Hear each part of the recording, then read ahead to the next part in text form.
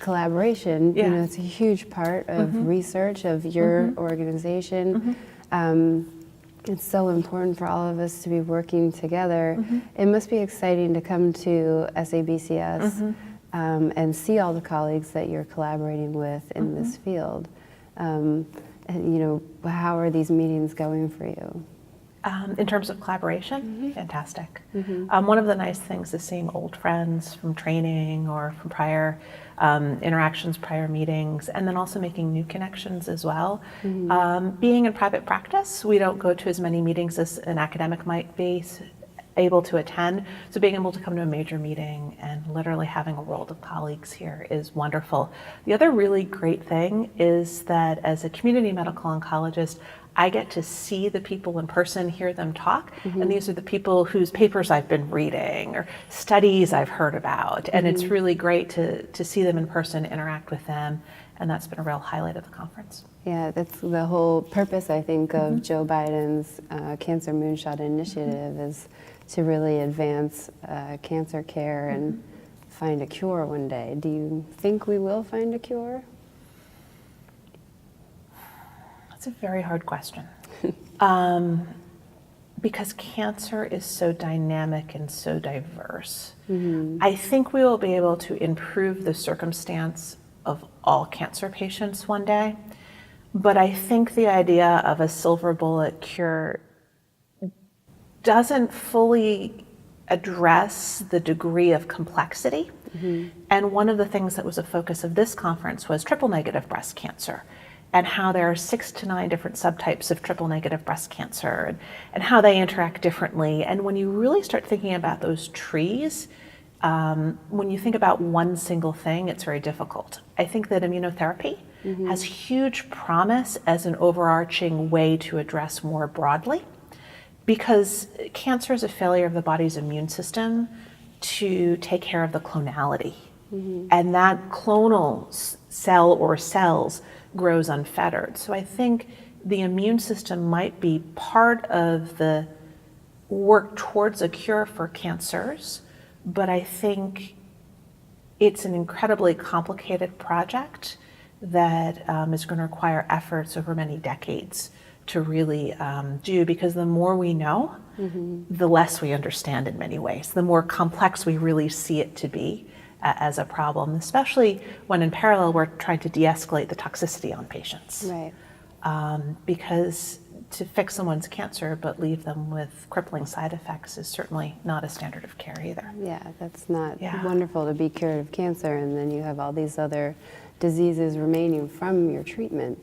Absolutely. You had mentioned immunotherapy. We're in this really interesting time of all these incredible treatments coming out, immunotherapy, precision medicine. What do you think has been the catalyst of driving all of this new innovation? It's a great question. I don't think there's one catalyst. I think it's a confluence of events, which is the science has gotten better. Our ability to understand has gotten better. Our ability to do computational analysis, where they're looking at thousands of circulating cells. And then, you know, this morning I heard that they were sequencing thousands of bits of those things. At the same time, there's a lot of push from patient advocacy and also physician interest. And that loops back to an earlier theme, which is I'm a private practice physician, but yet I'm also running clinical trials out of my office. And I think that coming together of all of these equities is one of the really exciting things about this particular time and the explosion of novel ways to take care of cancer.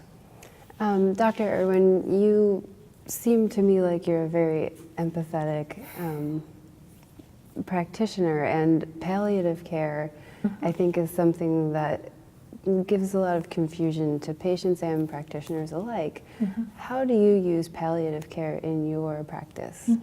Our practice is unique amongst private practice medical oncologists for another way, which is right now we have 2 palliative care physicians who are our partner physicians that we brought in within the last year or two specifically because we feel that's an unmet need in our practice. We're also hiring in a social worker as well. Palliative care, I explain to my patients as a complement to our standard therapies. So the typical palliative care patient within our practice might be a patient on either adjuvant chemotherapy or chemotherapy in the metastatic setting who is particularly and uniquely symptomatic. And all medical oncologists are trained to do this, but while we're dealing with the complexities of lots of different drugs for lots of different subtypes, it can become very busy during a standard office visit. So to have a physician partner in my group who can assist with those other complaints to help improve quality of life has been really wonderful, and it's been a very good program we have in our practice. So I'll just explain it to my patients, as I'm focusing on taking the best care I can of your cancer, this doctor will partner with us to make sure we're taking the best care of you. And that tends to be very well received. Hospice, I think, is a part of our practice that maybe patients initially could put up the most resistance to, and really explaining to the patients what hospice is, why it's there, and how it's beneficial has been helpful. There are studies that for hospice appropriate patients who choose to enroll in hospice live longer than patients who choose not to enroll in hospice.